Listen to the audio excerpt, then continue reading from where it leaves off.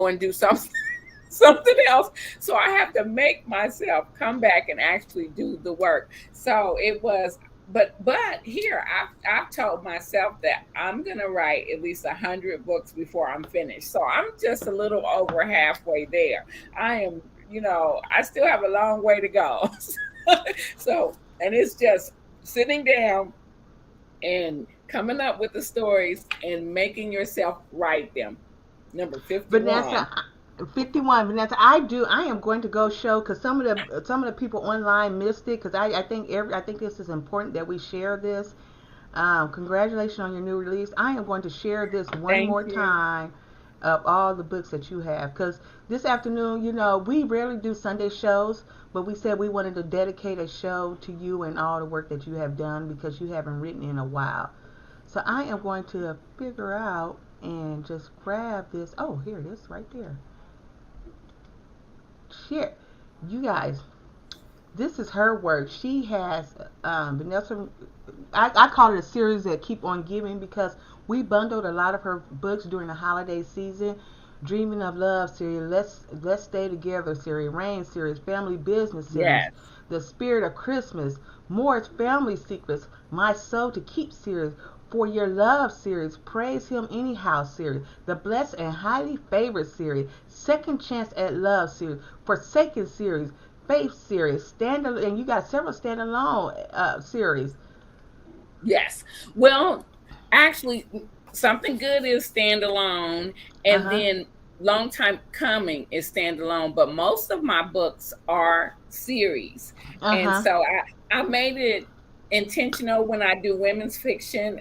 I wanted them to be standalone. So this is a standalone. There won't be a sequel to something good. So you just have to read it and enjoy it. But I made it 100,000 words. So there's enough in there that you this is the first book I've written that is 100,000 words. So I'm kind of proud of myself about that.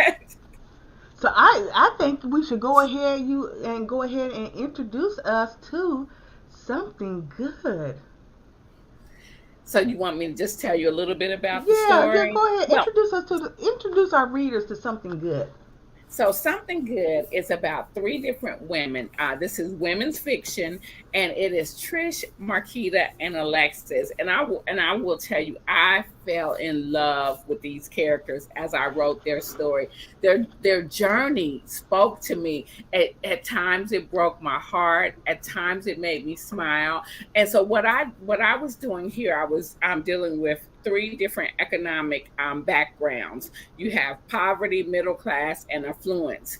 And what I wanted to show with that is that sometimes people think, oh, I'm the only one that has problems because I am in this certain state. But I wanted to show that no matter where you are in life, whether in poverty, in middle class, or in affluence, that there's still problems, and we all still have to find a way to um, understand that God is there and He wants to help us with whatever is going on in our life.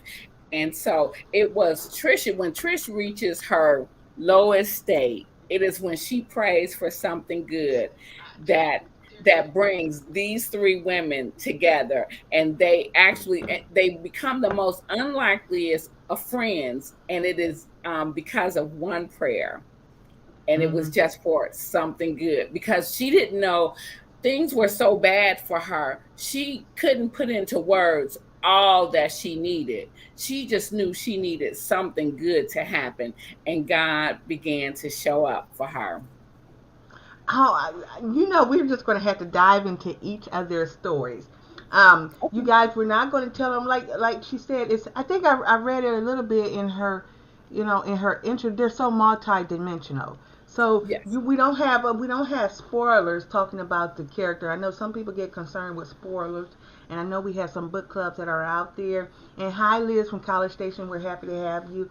And everybody that's on social media, we're happy to have you. You are joining us today as we're talking to the author Vanessa Miller, who has written over 50 novels, and she has taken the time out to join the Doc Bookshop Live on today, and so we are just kind of celebrating her and her literary works, and we've just talked about a lot of her books, and so now we're going to talk about her new release, Something Good, and she has given us a just an overview of the book, and we're about to dive into some, some stories. And one thing I wanted to really, and she touched on this, how she's dealing with the day-to-day issues. But I really wanted her to touch on the fact that you will find in a lot of books that it's dealing with social justice, or Mm-hmm. issues that are coming outside of black community, or are impacting the black community in some Right. shape, form, or fashion. And that's kind of trending right now. And those are things we do need to deal with. But I noticed Yes. reading Vanessa's book, she's dealing with the real life, day to day, trying to pay rent, trying to find daycare, dealing with family changes in life. And I asked her, why does she take that approach for her storyline, instead of, not to downplay any storyline about a young male getting shot by the police, or those different things, Right. but really diving into the day to day. I'm trying to, I'm trying to buy Pampers, those types of things. So I just speak on it. Why do you take this approach for your storyline when so much is trending on social justice? Oh, and I definitely love the social justice part, and that's trending, and things like that. But this story, I felt that it needed to be different, because what I wanted to do, Something Good is meant to be a feel good story.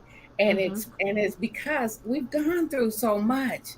I mean, look at in these last 2 years, I believe that we have experienced so much trauma and drama that I wanted to. Now, the story doesn't start off as feel good at all. It starts off with an accident that is very traumatic for the families. But as you begin to read through the story, and yes, I'm going through day to day issues. I want you to recognize these people. I want you to look at these characters, and I want you to say, "Oh, I know somebody like this," or that's me, or that could be me. And so I wanted people to recognize these characters, because what Something Good truly deals with is hope. And when I started writing this book, it was while we were in the beginnings of the pandemic, and the reason I titled it Something Good is because I felt like it was all bad. Every time you turned on the news, everything was all bad, and so I truly wanted something good, and so the something good to me is hope. And so I wanted to bring hope to people who read this story. I want them, when they finish, to feel hopeful. And when they close this book, I want there to be like a smile, not just on their face, but in their heart, because they got it, and they said, you know what, things can improve for me as well. So that was my reason. I wanted people to see the day to day, to understand that their day to day can also change for the better. Mm-hmm. Now, I'm Vanessa. I do want to dive into the three women and their lives. Now, I want how much do you want to tell?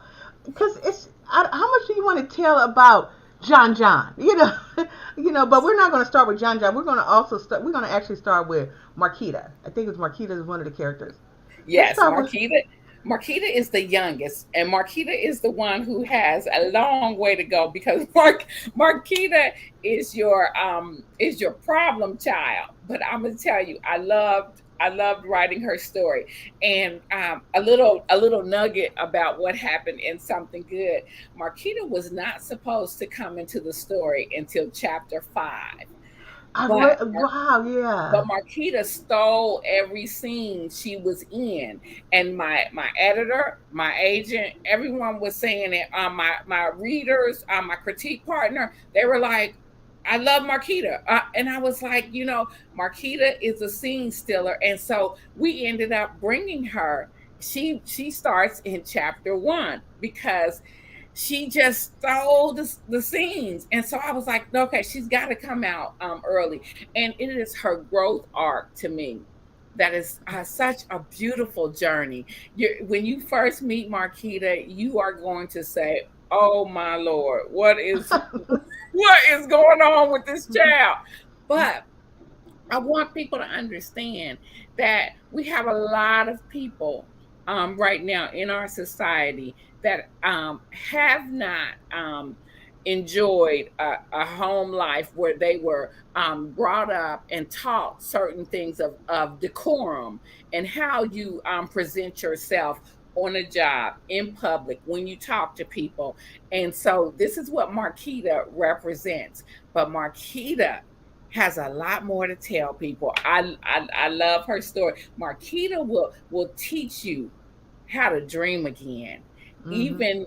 Even if you think that your story says you shouldn't dream because nothing good is going to happen, Marquita will show you that, oh no, you have it wrong. And you've misjudged me from the way you saw me in the beginning, because this girl has a lot to offer. I love her. I love her. I love her story.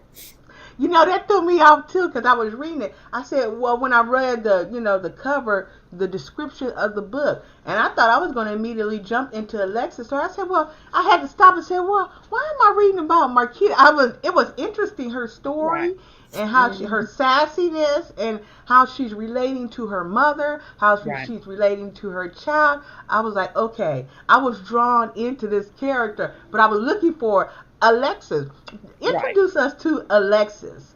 Alexis Alexis is the person who causes the accident in the beginning of the book. And it is because Alexis is texting and driving. And she's a good-hearted person, but Alexis has a lot of issues. When you first meet her, you think, well, she has everything. Her life seems perfect. She has this wealthy husband, her this big beautiful house, two children. She's able to work. She's able to actually volunteer her time and just work part time, but it is on social issues that are important to her. And Hmm. so you're like, well, hey, who wouldn't want this life? And then you dig deeper into Alexis, and you discover that Alexis has a lot of issues going on with herself. Alexis is very insecure. Alexis feels beholden to this husband that she has, because she feels like he's the one who brought her out of poverty. And how can she go against him? Alexis in this book, I love her arc, because she learns to find her voice, Hmm. and she learns to stand up for what she believes in. And even her story with her and her mother was just it was a beautiful journey to me, and I loved every moment of writing it, except for the times that it made me cry. So we're not going to talk about those times. uh, Now, Trish, and I'll tell you, my mother's name was Patricia. And Hmm. when you meet Trish, you find out Trish's mother in the book, her mother's name is Lillian, and they call her sister, and that was my grandmother. So I loved when I went over to the scenes with Trish, because it was like I was just visiting home again. When you get older, and you don't have your parents anymore, you don't have your grandparents, but as a writer, I was able to just put them back. This wasn't their story, but I was able to put their names in there, and then I would smile every time I'm writing them, because this is my mother's name and this is my grandmother's name. But Trish is a person, she's a teacher, she's middle class. Her and her husband love each other. But see, life has been going good for them. They work their way up to middle class. They have a home that they love. Their child was off to college. He was on a football scholarship. They expected him to go pro. Then the accident happens. That Then John becomes paralyzed. Now things are not like they were in the house, because everything has changed. And now Trish has to figure out how to get along with her husband when he is totally rubbing her the wrong way. They do not agree on any thing as far as how to take care of John, how to handle these people who hit him, who aren't forking over the money with the responsibilities of what they need to have done with their son. So there's a lot of disagreement. And there's even a scene where Trish wants to pour hot grits on him. So, Them but darn hot grits, huh? right, but she has to go and pray. Because Trish grew up in church, so she is the one of my characters who understands forgiveness, and she understands God's love, and she understands patience, and she has to come back to all of that. And so I love her story as well. Each one of these characters, I just love their stories. I really did. I want to say, everybody that's just now tuning in, thank you for tuning in. I see see everybody showing up on Facebook. We are on with Vanessa Miller. She is talking about something good. She has introduced us. We've talked about her being the writer of over 50 novels. And with this new one, that she said she hadn't done anything in probably about the last 10 years, but we'll get into that. I'm just giving you a kind of resetting where we're talking about those that are just now chiming in, because this is a great conversation on a Sunday. We're dealing with life issues, real issues, and how these characters in her new novel overcome these issues and, just kind of find something good. I just love that title. I think it is so Something interesting. good. And Vanessa even talked about, these past 2 years have been a pandemic, and we're looking for something good. Many people in their lives are trying to just find a better way of doing things, approaching things, and a source of strength. So this is Yes. Vanessa Miller introducing us to her book. If you want to purchase the book, you can go, if you're in our doclive.tv, you could definitely click the button and find out more about the book and even purchase the book. We have the book at a special discount, and for today you can get 15% off this paperback book. And this book is also available in audiobook that is on this link as well. And I'm telling you, the narrator of the audiobook, you will not be disappointed with this book. We're going to resume our conversation with Vanessa Miller on her book Something Good, and we just talked about the characters, Vanessa, and I do want to bring in these other characters. You know, I shouldn't say, I gotta stop saying but these characters have husbands, and Yes. I would say this is part of my women's her story. This is her story, Yes. but not to say that everybody's not. They're dealing with the men and how men approach the situation. So tell us a little bit about the husbands that are in your book, because I think they're crucial to the storyline. Right. So Dwayne is Trisha's husband, and he's more, let's get straight to the point. Let's handle this. And Trish wants to be a little softer about it. Trish is trying, she is struggling with forgiveness in the beginning. She knows she's supposed to forgive. She wants to forgive. And even now, her husband, with the way he is acting, he is causing her forgiveness problems because she doesn't even want to be in the house with him. And so Dwayne understands that. And then when he sees how his actions has have caused his wife to want to basically move away from him, he begins to turn and just, how men are, where they can't just say I'm sorry, but what they'll do is they'll go wash the dishes. And so we have him doing that in there, or they'll go do something that they know, oh, she'll like it if I do this. And that's their I'm sorry. Mhm. And Mhm. so then that's how I kind of showed Dwayne.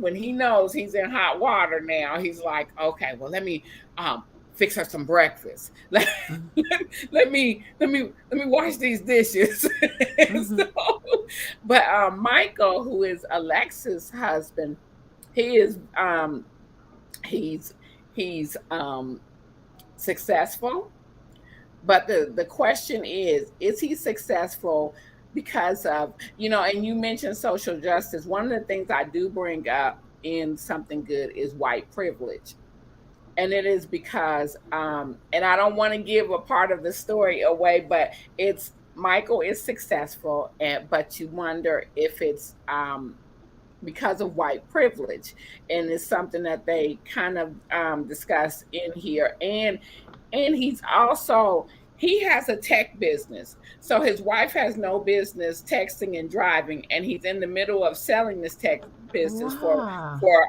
millions of dollars. So he does not want her dealing with the Robinsons talking about the fact that she texted and she was texting and driving. So he's trying to push everything under the rug and just let their insurance company handle it. But Dwayne is saying, "Oh no, you owe us more money than your insurance, and basically we want your house. We want it all. You have paralyzed my son." And so that's how those two begin to bump heads, because it's a what you owe me kind of issue, and they actually did owe them a lot because they did cause harm to their son. Right, right.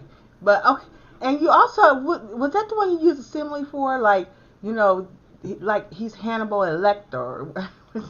Which one did you compare to Hannibal Lecter? You compared one of them to Hannibal Lecter. It was Dwayne being compared like that, but that was just because Trish was very angry. And Eh, so those were just her thoughts in her angry moment. yeah, you know, I want to say, everybody, if you have questions, I am taking questions.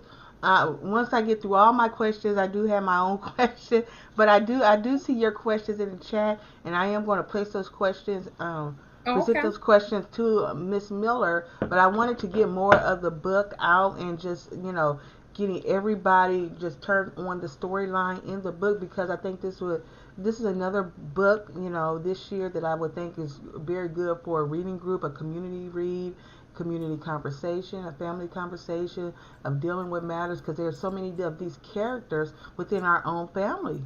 Yes. Was you about to say? Yeah.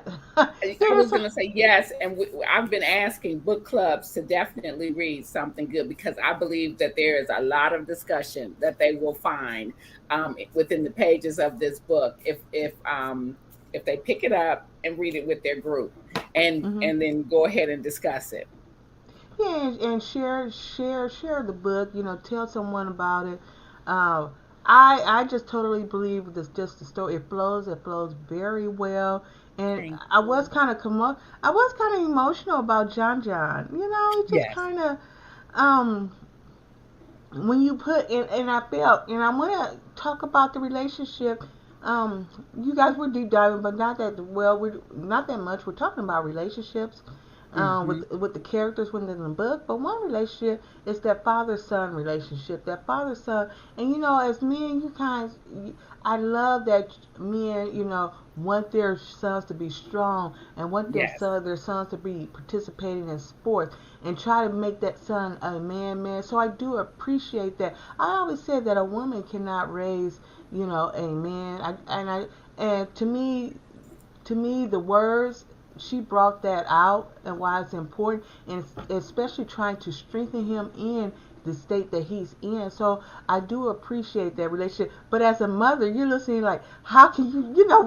I'm just tore up. Like, how do you talk to my son like that, Right. knowing what condition that he's in? He's Right. he's this kid. He's this young man that was on a football field, even though she's a mother. Like, I don't care about sports, but at the end of the day, it's about my son and his ability to make do with the life that he has, how his life has just changed. And his father is like, no. So just talk about that, just relationship, and why you chose to bring that relationship up to the fore. That's what I got out of it. You Yes. have these men, and it separate the roles of the man and the female. To me, I thought that was very important. Correct, because the man, he wants his son to be strong. He wants him to be a man, and so and Trish. because her son has been hurt. You know how we are as mothers, we are nurturers. And so we're looking at him, we're saying, my son is hurt, so I have to help him. But what Dwayne is saying, but your help is crippling him even more than the way he's been paralyzed. And so this is where their fighting is coming in, because he's saying, no, this boy should be doing more than what he's doing, but he got his mama over here doing everything for him. So he's not doing anything. And it took Trish a while to come to that realization that she did need to back up a little bit and let John really understand this is your new reality, but you still have more to do in this life, so you have to rise above what is going on right here. So it took her a while to get to that, and she was angry with her husband for always wanting her to back up, because she didn't know how to back up. She knew how to be a mama, and she knew how to help, when what she saw was her son needed her. So yeah, there was definitely that dynamic going on in the book. And I wanted to show it because I do believe that men and women come at situations differently. And I believe that's also the importance of having, both parents, whether they're in the house together, or whether as long as those children have their father, so that they're getting both communications from mother and father. Mhm. Now let's bounce back. Thank you for just bringing those relationships, the marriage into this, into our conversation, and dealing with marriage and how these marriages have their ups and downs, and Yes. how they how they navigate through life. And sometimes, look, I just got a separate. I'm moving to a separate room or whatever. I'm not going to tell everybody how they totally navigate, but they have to be able to navigate through life, and that's marriage. As a single person, you know, I look at them like, ooh, I miss that. I miss that. But there is something beautiful about these marriages, especially going into life situation, that you have somebody to bounce things off. Not so much as Marquita. Now, Marquita, she don't even want to share who her, she's a Right. single mother, and the way usually you're a single mother, you have the relationship with your mother, it's you, your mother, and your mother, y'all end up trying to raise this child, but her Right. mother has just dynamics. So you have these married couples, and then you have Marquita. And so, Right. but she's talked to us about Marquita. Go ahead and Right. jump in there. Well, Marquita's mother, and I think it's important to mention, had well, I'm sorry you guys if you haven't read it yet, but she has an undiagnosed mental illness. Mhm. And so Marquita doesn't know how to deal with her mother. She's angry with her mother because she feels like so much has happened to them in life, and it's all because her mother couldn't get things right, but she never understood why her mother couldn't get things right. And so it is important, I believe, and I wanted to bring that to the forefront, because I wanted people to understand sometimes when we're dealing with people and we wonder, why is this person acting like this? Why are their reactions so off? You don't know if that person may be dealing with something that they're not even aware of. And so sometimes, it is always best to give people the benefit of the doubt, that they don't actually necessarily want to be like that. And then how can I help? You know, and so, or even step back from, you may want to be angry. I've had to pull myself back sometimes in conversations when I'm upset about something. But I'm going, well, wait a minute.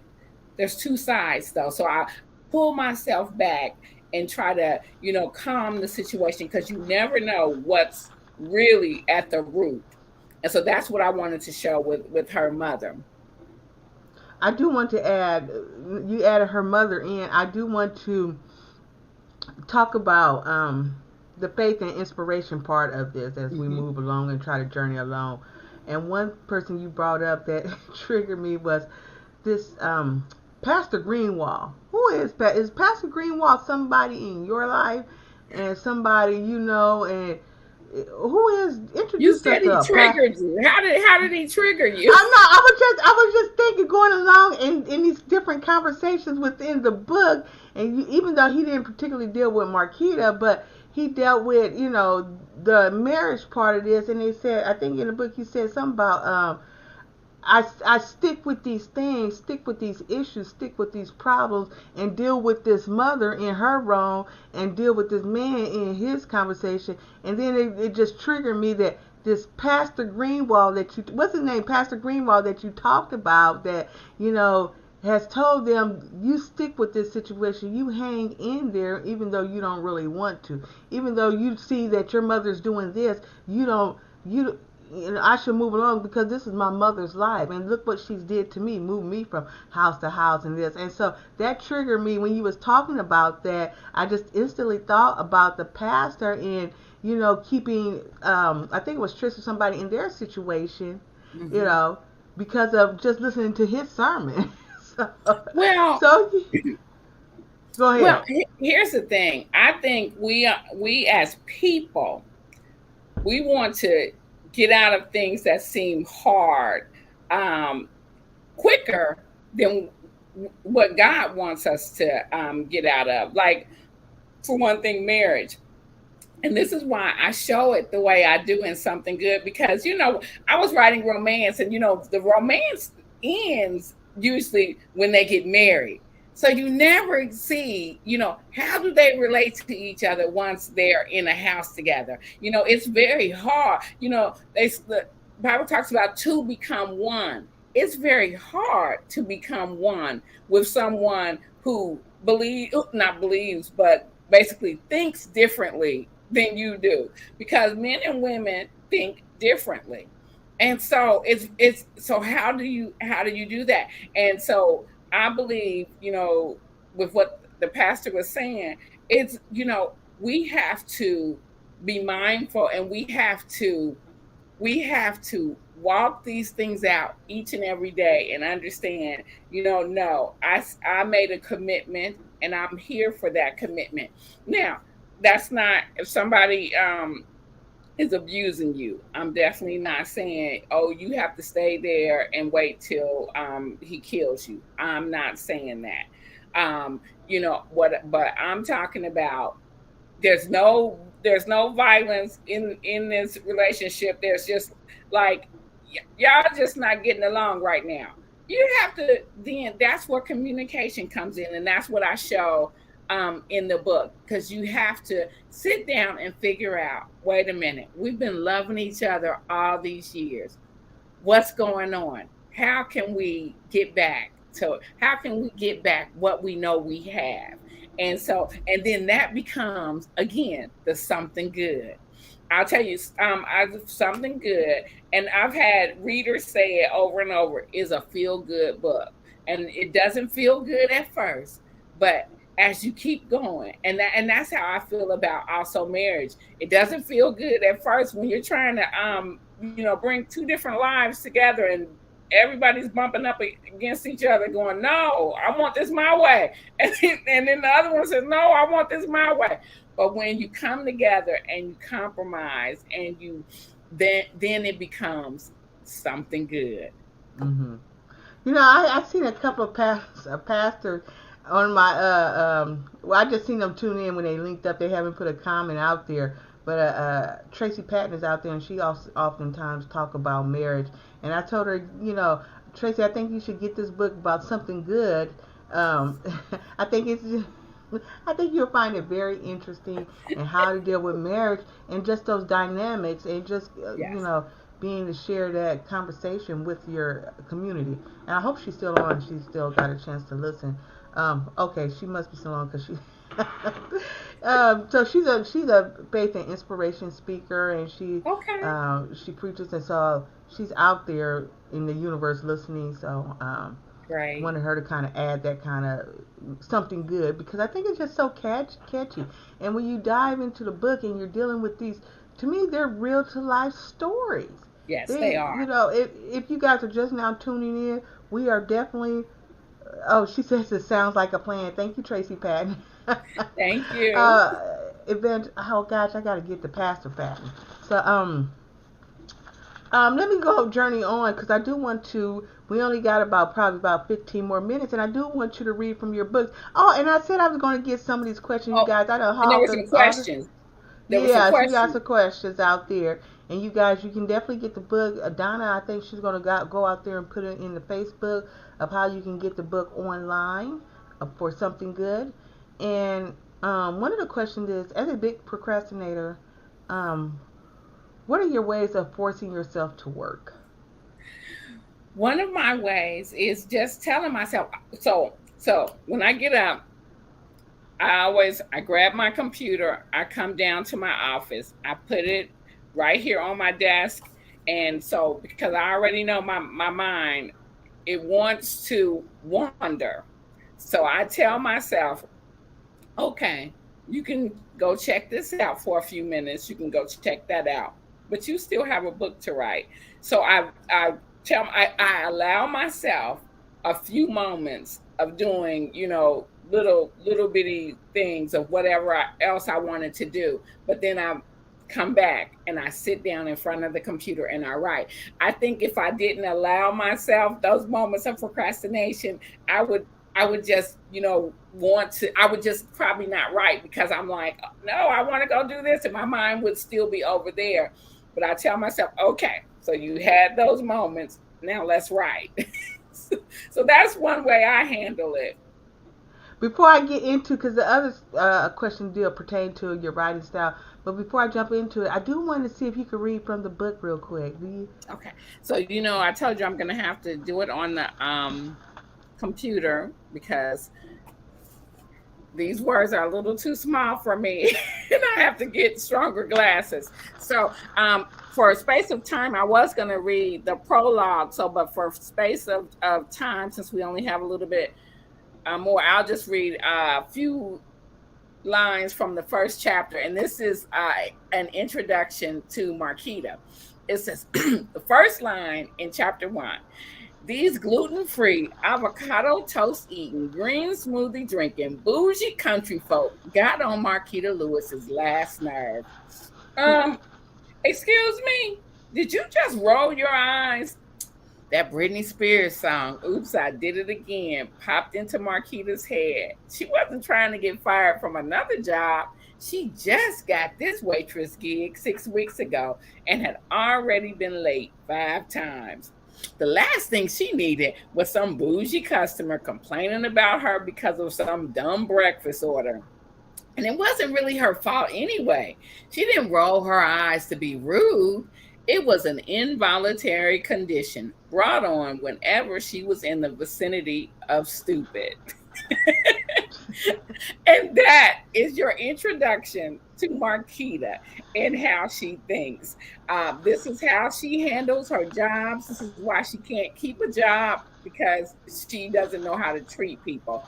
But as you watch her grow through this book, you will see Marquita begins to get it. She begins to understand. And I love her story. And you got everyone out there. You see how these different stories are aligned. We talked about Trish and her husband's story. We talked about Alexis and her husband's story. I can think Yes. of it. And then we talked about Marquita. All these different lives, and these lives cross paths. Yes. Um, and it becomes very inspirational.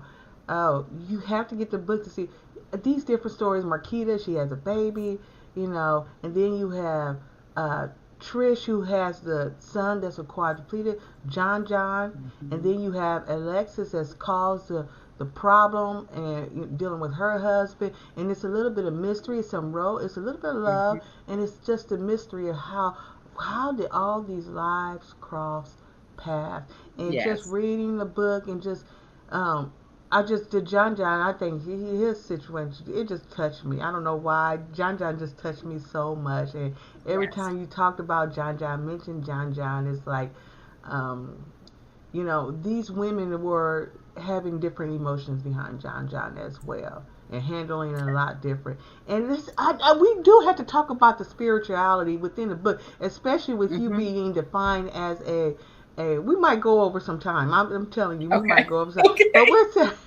we're celebrating you on this Sunday. But I want to get to the spiritual part and the Christian, how that play a key role in being able to handle certain dynamics that occur within the novel.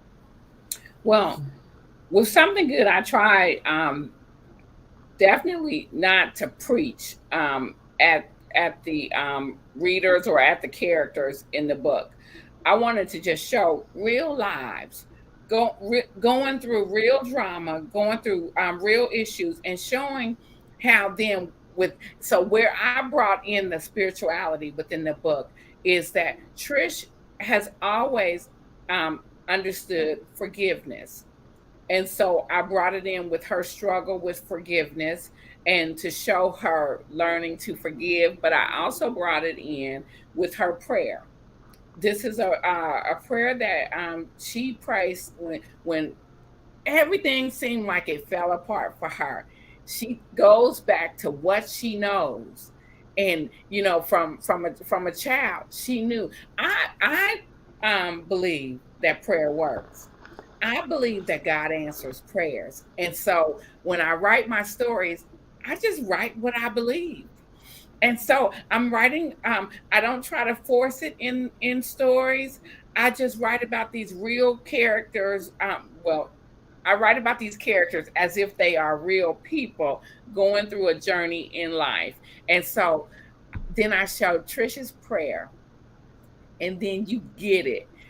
The reader, I believe, when you see her pray, you begin to get that this is a spiritual woman, and she's kind of lost her way because of what's going on, but she's finding it again. Hmm. And I want to just, do a little quick interlude here. Uh-huh. Um, Shawanda Riley. She, Hi, she was, Shawanda. yeah, she's Shawanda is so proud of. she's one of the anointed authors on tour that we toured for years. Over 10 years ago, we were touring all over. Hey, Shawanda, thank you.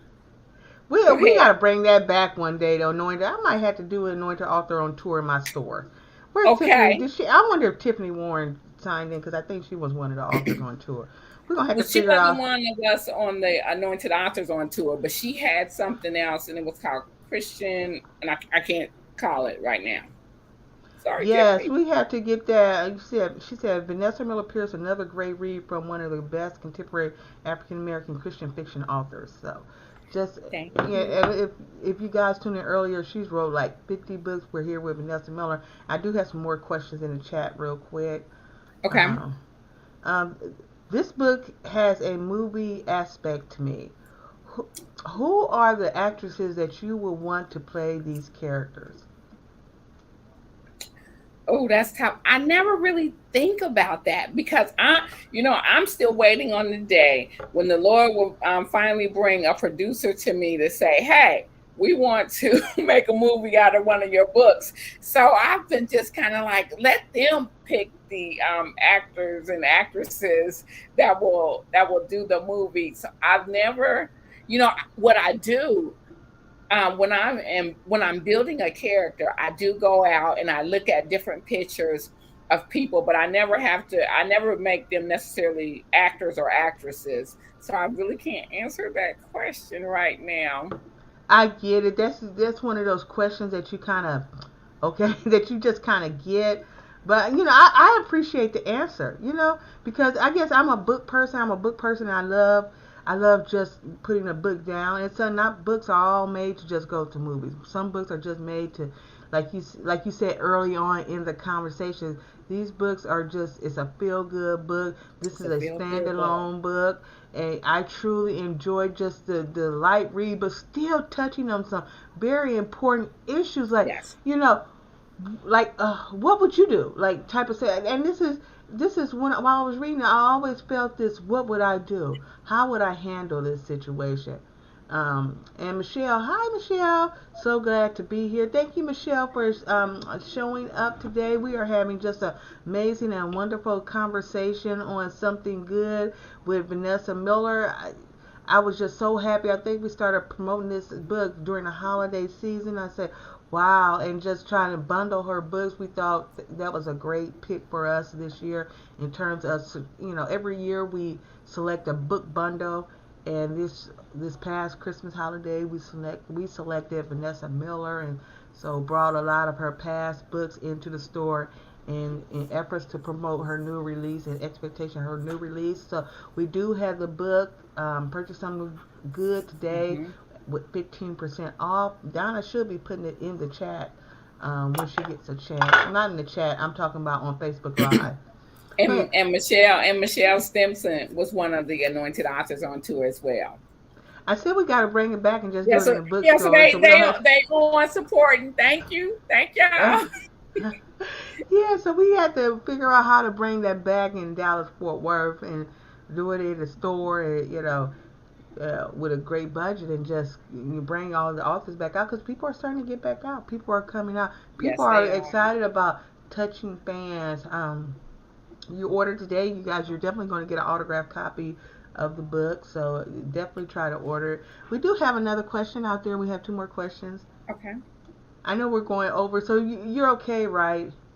I'm okay. I'm Okay. all yours. Yeah, this evening is just great. And like I said, we rarely do shows on Sunday. Do you edit as you write, or do you just let the thoughts flow and fix it later? Oh, that is a good question because I know a lot of authors do it differently.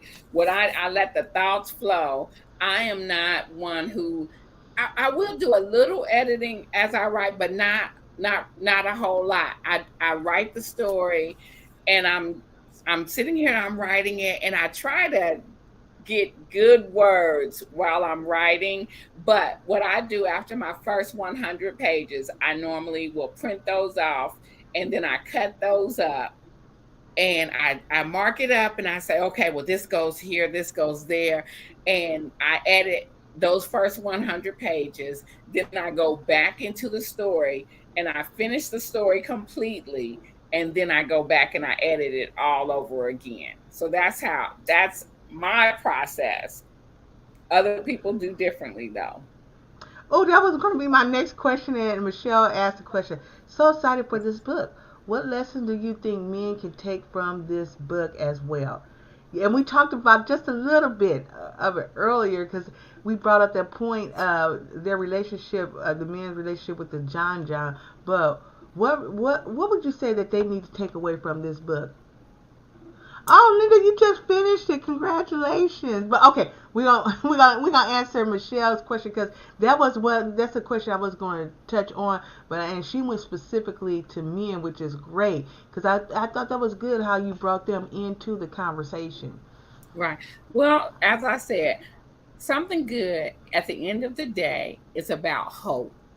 And I want each and every reader, when you close the book, I want them to feel hopeful, hopeful about tomorrow, hopeful about their future, hopeful about their family. I want them to see the family dynamics that went on in something good. And let's say they're having certain family dynamics going on in their household. I want them to feel hopeful that, you know what, things can get better. Things, this too will pass. And so Mhm. that's what I want for each and every reader. Yeah, I just love it because I was getting on that same path. You also offer other inspirational messages throughout the book, and you already pointed out one, which was forgiveness.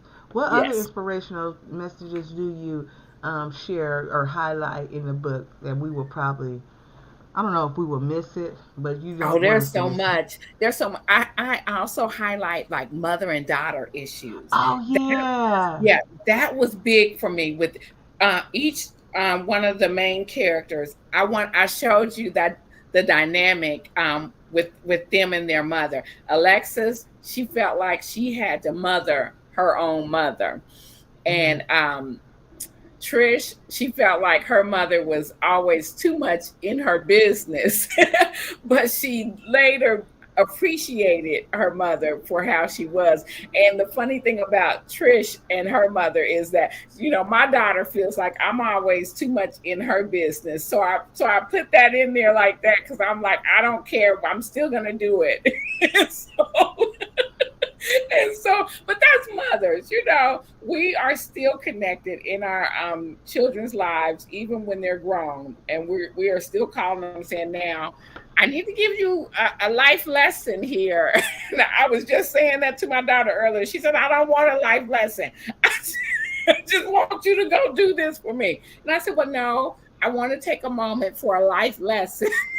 and so and she's 30 some years old.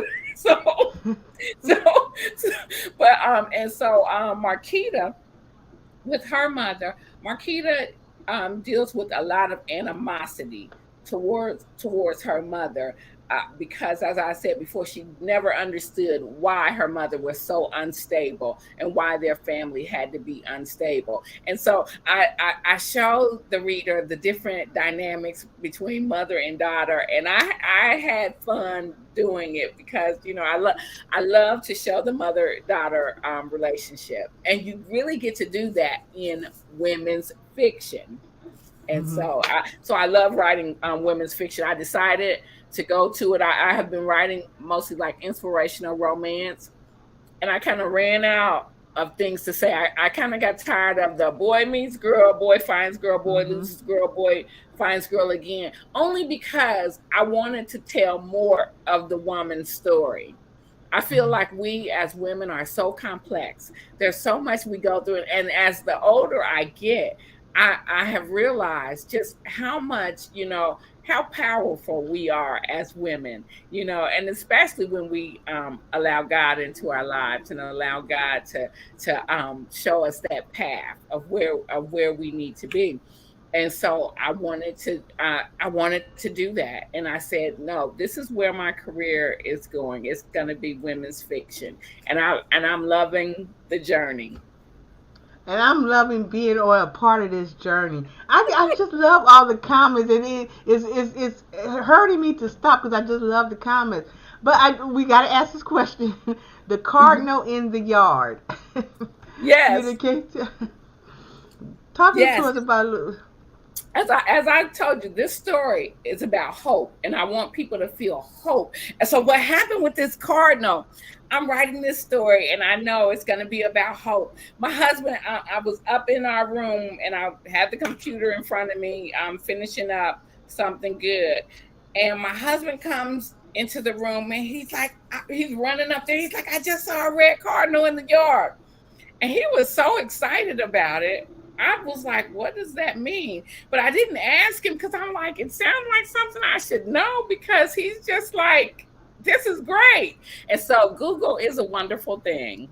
So I Googled it and it said that when a red cardinal is in your yard, it is like a visitation from heaven. A matter of fact, the North Carolina red cardinal symbolizes hope, even in the midst of sorrow. And so I said, oh my God, this is it. And so when Trish prays in her room, there in the book you see a red cardinal appears in the yard. And it Hmm. is her visitation from heaven. It is God showing her that, like I said, this too shall pass. God was visiting their family, and he brought something good. I love this. Jamie, thank you always mothering. And Liz, thank you for all the praise. She said she loved the session. I am honored to be able to participate and get my questions answered. Thank you so much. These are what these platforms are for. Yes. Just getting some ideas, some reading groups, getting ideas.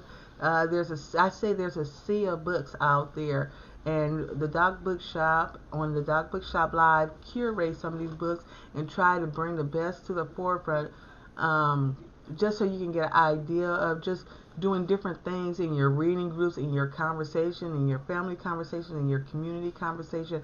I always say African American fiction always deal with an essence of life or reality. A lot of time, what's going on in your books is a representation of what's going on in the real world. And if you want Yes. to be effective in people's lives, you will pick up some of these books and know what's really going on in the life of people. I can relate to, somebody in my family or my community in each and every one of these characters and what the emotions are behind these characters if you can't really truly tap in. This something good gives you that ability to tap into things that are going on in people's lives. So I do appreciate you and your literary work, and we'll continue to celebrate you throughout the year, all your books, and just getting people to kind of read. If you're ever in the Dallas Fort Worth area, I would love to do a discussion. I would love to do an in conversation with you and Michelle Simpson. That would be cool. Or I would Shawanda love or that. anybody. Just do another in conversation event where I could just be a fly on the wall doing my technical recording and all that kind of stuff. So if Yes. you're ever in the Dallas Fort Worth area, please let us Okay. know ahead of time so we can get something set up. Just a great conversation. Uh, you know, telling her story during. Yes. So if you ever get a chance, come to Dallas for us. Please see us at the Doc Bookshop. I want to thank everybody that's tuned in on our different platforms: Facebook Live, the Doc Live TV, and the YouTube. I'm sorry if you're on YouTube and I didn't get your question answered. I just the techno. I am I'm still trying to be technically savvy, and so where we get the Facebook and all those questions, I'm still working on the YouTube. Go Can I ahead. say something? Uh huh. If you go on the Facebook page and put your question in, I'll go over there and make sure I answer any and all questions that come in. If we didn't get to any of your questions at this time, just go over on the Doc Bookshop community Facebook page and put in your questions on the under this video, and I'll go and I'll answer any questions that come in for me.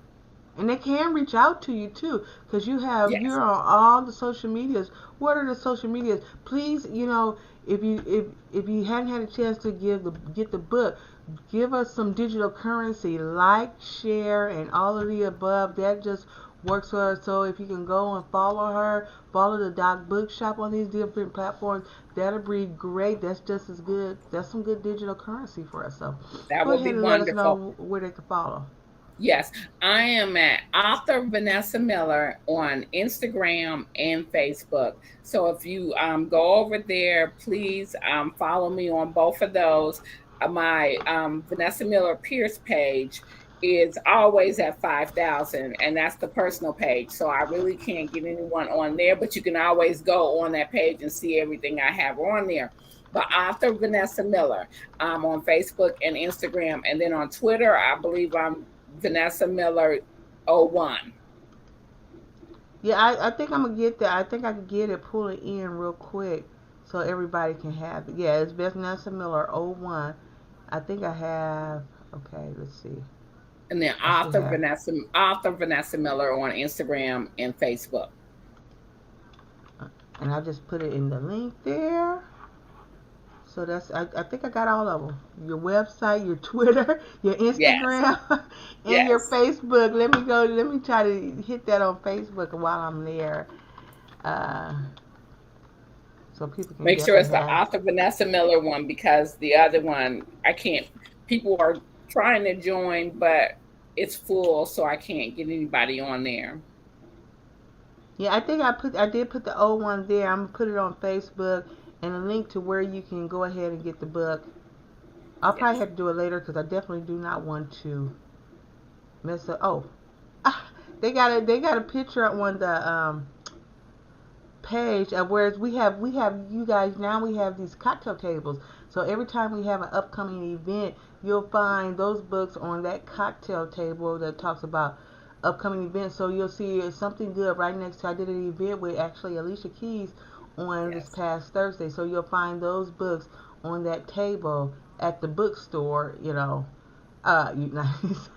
so the upcoming reads, if you want to be very much involved in the conversation, just visit those tables at the bookstore, get those books, and you can definitely be involved in the conversation because these are some wonderful conversations to have. And I will, after the end of this program, so I won't interfere with the feed, I will definitely put the links of how you can reach out to Miss Miller. We truly appreciate you spending the afternoon with us on Doc Bookshop Live. It was an honor. Like I said, we really don't do this, on Sundays, but we said we wanted to just spend the afternoon with Vanessa Miller, who has done so much tremendous work in the literary world, and so we just wanted to honor you on today I during thank Women's you so History Month. much. I So thank you. I yes, really appreciate it. And I thank everyone who showed up for the event today. You guys are wonderful. Thank you so much for reading my books. I appreciate it. You just don't know. And the other thing is, yes, and please don't forget to write a review for something good if you have read it. Write a review. Thank you very much. thank you very much, you guys. Write a review. Come back and see us next week. And thanks for being on Doc Bookshop Live.